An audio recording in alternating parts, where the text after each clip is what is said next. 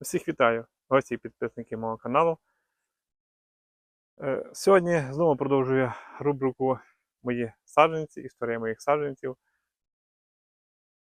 Будемо з вами разом спостерігати за усіма моїми цими кущиками.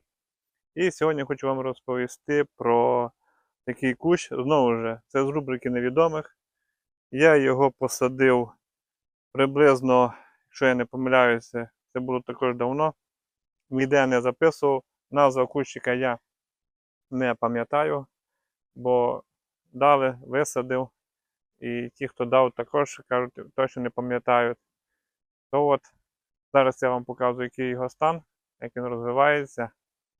Він тут посаджений з метою, що тут, по-перше, затишно, а по-друге, тут ось такий невеличкий сарай. Ось, і я планую, от він висаджений в цьому такому місці.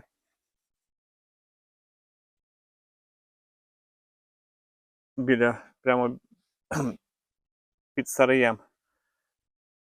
Чому саме тут? Тому що коли це все я висаджував, ці свої перші саджанці, як ви розумієте, я завжди садив, коли я ще в тому не розбирався, то висаджував, аби висадити там, де мені зручно, де я собі планував потім пізніше, коли він розженеться, ось зараз вам покажу, і пустити його на арку. Тут я планував зробити арку таку велику. Тут дуже багато місця у мене, щоб ви розуміли. Оце все пространство, оце все розраховано було от прямо сонце. Одним словом, це все мало бути аркою. В принципі, планується, як воно там буде далі, життя покаже. То ось цей кущик був висаджений з метою, що він мав тут бути на арці, робити холодочок. Так як я в той час не розбирався я в цих сортах і формах, і сили росту, і я про це взагалі нічого на той момент, коли я це все садив, свої перші кущі, не знав, то я його висадив у цьому місці, де мені було зручно на той момент. Що ж вийшло? Вийшло те, що даний кущ був вже посаджений не метр на метр, так як тут не дуже багато місця було, але звичайна стандартна яма, як коли саджаємо, наприклад, якісь дерева. Звісно, я там щось був кинув, заправив трошки, бо не дивився, що туди кидають. Та й закинув я трохи когось доброго, що в мене було під руками. Та й все. Він не загнувся на диво, але пустив був 2 рукава. В тому році я очікував з нього сигналки. Сигналки з нього не вийшло. Пустив дуже 2 довгих рукава, і я ці 2 рукава планував пустити таку сюди на цю сторону. То зацепитися до дроту. І далі формувати вже лози. В цьому сезоні таке планував. Але не сталося, як гадалося, він зовсім і зовсім поза минулого року зовсім не визрів. Від слова зовсім. Хоча він тут постійно на сонці і поливався, і тепленько було, і все вроді би добре, але він зовсім лоза не визріла. Я ще такого не бачу. То в мене вперше, що лоза зовсім навіть не думала визрівати. І причому я не підживлював ніякими азотними добривами на той час. То, що поливав, але осінню вже не поливав, бо там дощі були. Тобто, одним словом, щось я робив не так, чомусь він в мене не визрів. Тому я нічого не отримав толкового, прикопав з гіркою землю, ті зелені пагони, то вийшло так, що то, що не визріло, так воно не визріло, загинуло, а те, що трохи там щось визріло, то в минулому році пустило мені нові лози. І я вже з тих нових лоз в минулому році вигнав 2 рукава. 2 рукава, які були повноцінно визріли. Ось настав цей сезон. І з тих 2 рукавів Я один рукав пустив, це я от пустив знизу, десь на висоту 2 з чимось пустив наверх і планую його. Далі йде продовження. Я вже трошки зупинився у рості. Ну, а інший рукав я був туди пустив під сіткою. Тут в мене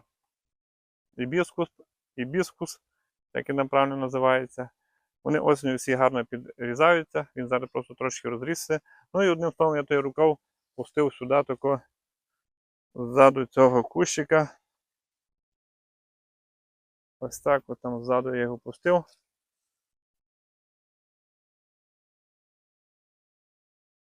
Попри сітку, і мета була та, що той рукав мав сюди догори пустити лози, і я вже тут мав його підв'язувати і далі, якщо все було б супер, пускати і формувати на арку. Ну, він дав мені сигналку, він дав мені сигналки в цьому році. Я, звісно, як вже більш-менш трохи розбираюся, вирішив залишити ці сигналки, бо як-не-як вже кущове пішов. Це вже пішло 4-те літо йому. Да, 4-те літо. Ну і, звісно, я залишив сигналки. Залишив я спочатку трохи багато лоз, потім побачив, що він не відтягує. Прийняв рішення все зменшити, хоч і зменшив до того рівня, вже бачив, що все з ним добре. Ну, типу, залишив сигналки. Він запалився дуже добре. Я пронормував його гронами. Ну, як ви бачите, тут вже не грон, нічого нема. Є тільки тут далеченько, ось тут далеченько, якась маленька грона. От цей шкідник, який ви показував, бачили в моїх попередніх відео, також є тут. Ну, коротше, його тут дуже багато є. Ось ця маленька гронка. Судячи по гронці, я так розумію, це якийсь технічний сорт винограду. Щось мене таке підказує. Можливо, мене обдурили, просто дали якийсь звичайний тут технар. Не можу вам сказати, не знаю, бо ще толком не бачив сигналки. І кущ себе так цікаво поводить. Ну, воно і не дивно, бо він так тут росте в не дуже вдалому місці. Але вже я його тут чіпати не буду, дочекаюся, може, нормальних сигналки, тоді вже буду приймати якісь рішення. Ось така ситуація. Ну, я думаю, ви скажете, на що я мучу цей кущ тут під цим сараєм. Ну, скажу вам так, що знаю, наслухався, що люди висаджують і на будівлі виноград із-за того, що немає місця. І є виноградарі, які саджають взагалі попри дорогу, знаю такі варіанти. То, я думаю, тут в мене не найгірший варіант, де можна було тикнути цей виноград. Ну, хоча я бачу в цьому сезоні, що він отако гарно, бачите, росте, розвивається. Я поклав вже горизонтально ці лози, а й ви бачите, як вони пустили вже вертикально ці пасинки свої. Я вже нічого не нормую, хай вже собі так росте, щоб та лоза не журувала, можливо, з тої лози сформую новий рукав. Тут планується він не укривати, тут взагалі приморозку, коли в мене там ззаду цього сарая є приморозки, то тут приморозку нема. І оця Аркадія практично не страждає від приморозку. Ну і, звісно, цей також невідомий сорт винограду також ще ні разу не страждав від приморозку. Тому я думаю, якщо він би розігнався, теоретично йому мало б тут бути добре. Тут в мене ще ростуть квіти. Хоча ця Аркадія також у квітах росте. Ну, я думаю, що квіти не мали би взагалі заважати кущове розвиватися. Так що не ідеальні умови, я це все прекрасно розумію. Але маю вже те, що маю. Вже бачу в цьому сезоні, що він дуже гарно розвивається, тому я думаю, його чіпати не буду. Будемо просто спостерігати і подивимося, будемо дивитися, що з того далі в майбутньому у мене вийде. Подивимося, що це за буде. Можливо, вдруг я все-таки побачу, що та сигналка утримається. У мене з усіх цих лоз, то всі сигналки ті просто висохли чомусь. Ну, мені казали, що це із-за того, що недостатньо поживних речовин, виноград сам себе формує і скидує грона. Ну, можливо, так, не знаю, чи немає достатньо досвіду. Ну, поки що залишилася та одна міні-гронка, тому будемо спостерігати. Вдруг вона дозріє і тоді можна буде щось спробувати. Якщо все-таки це технічний сорт, ну, з одної сторони, це добре, тому що я люблю виготовляти вино, але щоб все був якийсь якісний технічний сорт. Ну, будемо спостерігати. А вже ні, якщо вже все, якщо це якийсь буде поганий, то вже все на видалення або буду перепрививати. Ну, ось таке сьогодні історія з тим таким саджанцем. Будемо в майбутньому спостерігати. Подивимося, що з цього вийде. Маю надію, що плани збудуться, задумки збудуться. Тому спостерігайте, підписуйтесь, коментуйте. Дякую, що дивитеся. Дякую вам за перегляди. Дякую тим, хто дивиться і не коментує. Мені також це важливо, тому що розумію, що щоб подивитися, на щось може цікавого взяли, а можливо, краще мене знали, мій підхід до цього. Але поки що я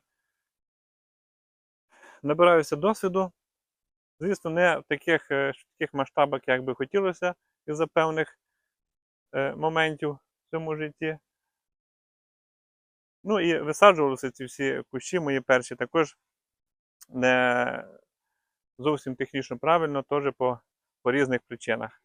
Ну, не всіх виходить, як кажуть, стартанути зразу гарно з нуля.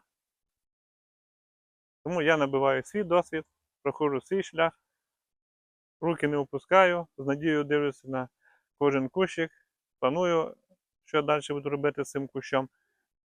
Ну і, звісно, маю надію, що задумане збудеться. Все, на цьому вам гарно дякую. Будьте здорові, бережіть себе, рідних. Все буде добре.